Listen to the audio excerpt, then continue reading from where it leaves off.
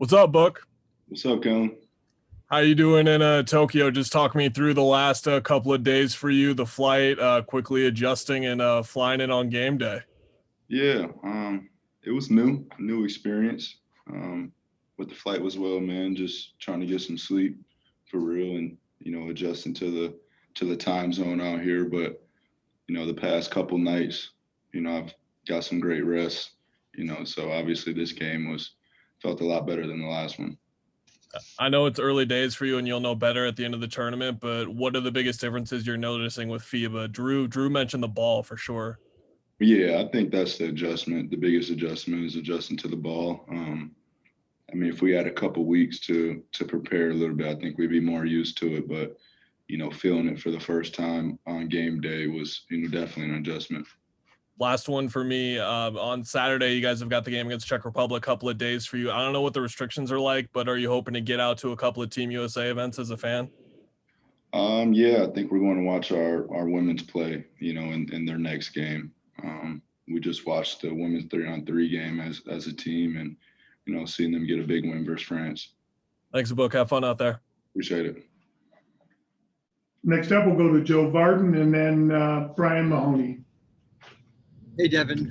Good to see you. Thanks for doing this. So LeBron used to say after the finals didn't go his way that he would never get over it. You're the first person in history to have to do what you're doing now, which is 2 days after the last game, come out and play for Team USA. So, I know it's sensitive, but I am interested in your emotions and how you're handling all this.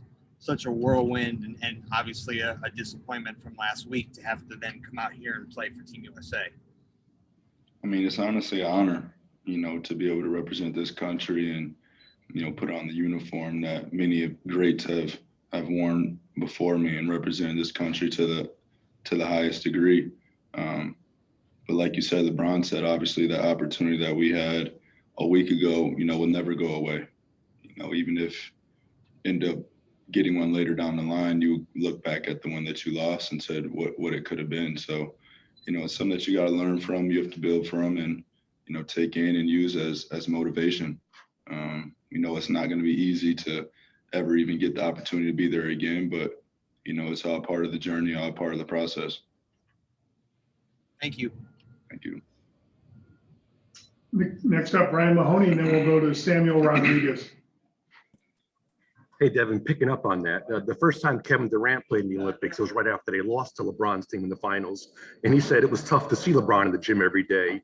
I remember asking Kobe about that, and he said when he played in 2008, after they lost to the Celtics, he never could have handled having to see Paul Pierce and Kevin Garnett, Ray Allen every day. You do have to see, obviously, Drew and Chris now. And, Kobe said, if I saw those guys, I'd want to go at them every practice because, to get back at them. Do you have that in you too, or you're going to be able to kind of put all that aside and not have those memories with you? The memories are there, but, it's nothing personal between men. We lost and that's it, and I'm man enough to accept that and move on. So there's no hate, towards Drew or K-Mid.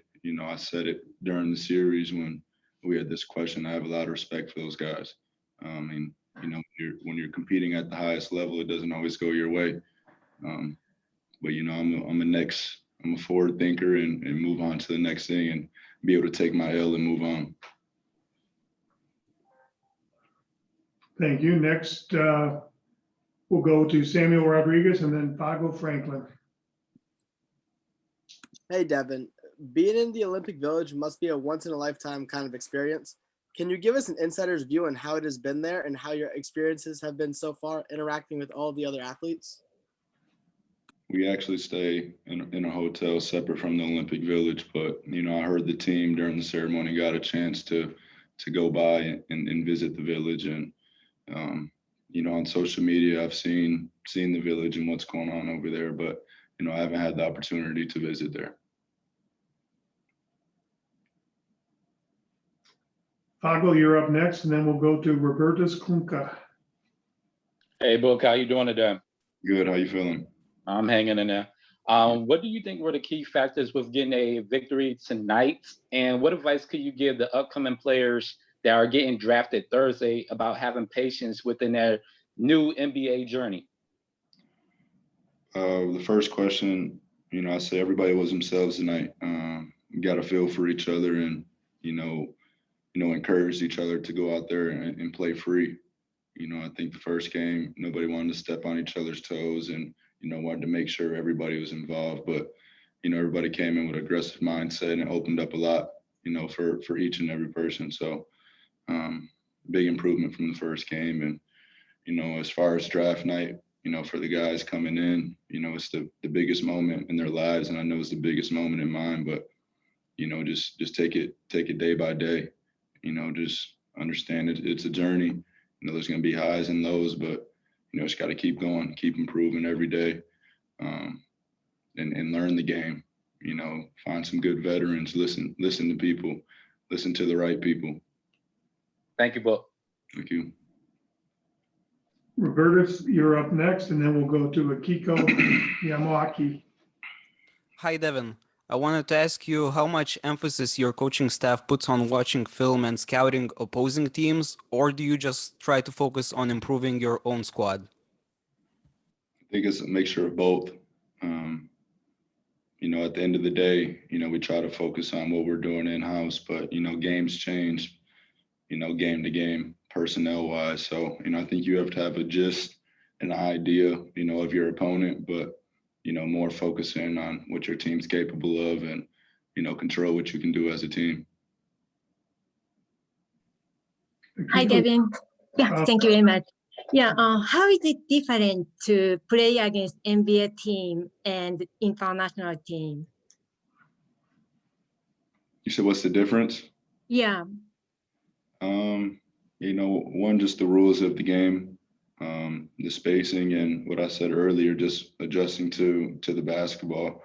But I've only got two games under my belt, as far as international play. So I think after a few more games, I'd have a better answer for you.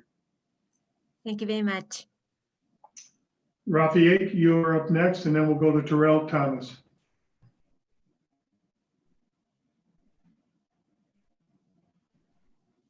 Rafiq, you might be on mute. Yeah, I'm muted. This is Rafiq with Nothing But That Sports Talk. Congratulations on the win. Damian Lillard was lights out in tonight's victory. How much of an honor is it to play with them during the Olympics? It's a dream come true. It's something that, I've studied and I've watched before. And what I said earlier, the chance to represent your country is, the most prestigious event in basketball. So it's been an honor to, grace the court with the talent that we have out there and, not just the players, the coaches staff, the training staff. It's a great experience and, I'm taking it all in and I'm enjoying it. And we're having a good time with it. And a follow-up question, how meaningful would it be for your NBA career to get a gold medal at the Olympics? For my NBA career, I don't think, those go hand in hand, but, personally, it's something that, everybody wants. It's something that, like I said, you're following who's came before you. So it's a really big deal. Thank you for your time. Thank you. Terrell, you're up, and then we'll go to Joe Barton. How you doing, Devin? Thank you for your time today. Appreciate Terrell it. Thomas, These Urban Times. You already play with elite players playing in the NBA, and you play under a great coach, Monty Williams. But can you talk to me about the experience and playing under Coach Pop, Steve Kerr, and playing with the likes now of Jason Tatum's, Kevin Durant, and the guys you're playing with Team USA? Yeah, man, just soaking it all in. You usually, you're not on the same side as these guys. So, any short conversation or anything they say, I'm a sponge to it. I'm listening.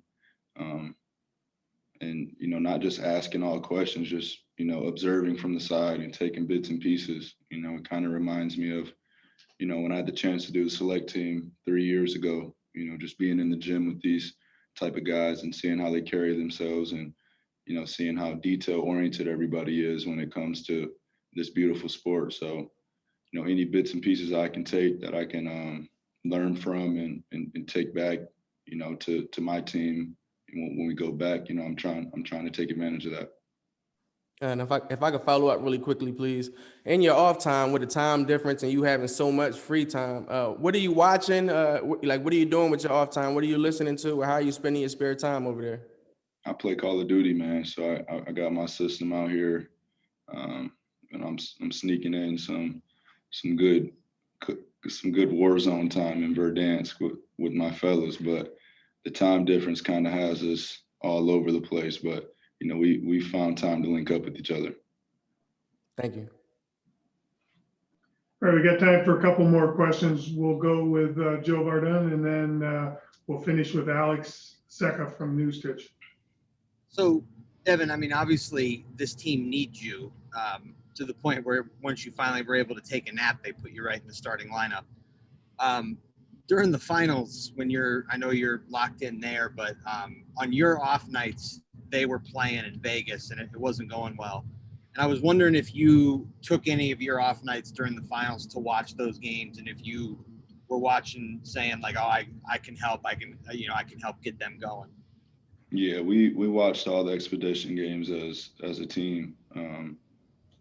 More just trying to get a gist of how they were playing and what type of offense they're running and how they were guarding. And I got that. I realized what they were doing, and having the opportunity and these guys accepting to be able to come in here and be a big piece of it, was an exciting and a great opportunity. So we just got thrown together as a team just a few weeks ago, or me a couple of days ago, them a few weeks ago. And, we're playing against competition that's been playing against each other since they were, 12 years old. So it's a new experience for us, but, we're in the gym and we're on the pursuit to get better every day. And then Draymond and Pop, they have both been where you are now in terms of being on the wrong end of the finals. Did they pull you aside or talk to you, or just kind of give you any kind of advice of just, how to get through that? We've talked about it, in short conversation, talking about it with Draymond and, him stressing the fact, it's not going to be that easy to get back, to the finals. And, I remember us as a team saying that in the locker room right after we lost, that, we got to understand, it's going to be even harder, to make it to the point that we were at. So just having an understanding for that. But, I'm excited for it. The experience was great. I'm glad I got to do it. Obviously ended up on the wrong side of the stick, but, that's life. Appreciate it. Appreciate it. We'll finish up our final question tonight from Alex. Hey, Devin, how you doing? What's up, man? Congratulations on the win. After the game, Dame said that the key was you guys play with urgency and as yourselves. What do you expect from the coaching staff and the rest of your teammates to help maintain this urgency that I referred to, going forward? I think we're figuring out. I think the more important part was, playing as ourselves. Not too worried about stepping on each other's toes and understanding, the more aggressive that we are, the more opportunities that we open up for each other. So going in with the mindset of, you don't want to step on anybody's toes. It kind of, limits you to your capabilities. We have a really talented team in every position. So, we need everybody to be themselves. And, I know there's only one basketball out there, but when you have the right mindset to be aggressive, I think you cause gravity and open up easier looks for your team. And just one more question, if I may. Being out of the country, any cool fashion spots you guys set up lately at the game, or cool spots you like to take advantage of? I wish, man. We're pretty much in the hotel, but Tokyo is one of the spots that I would like to come back to after COVID dies down. From the fashion aspect. I have a high level for their fashion and what they do here.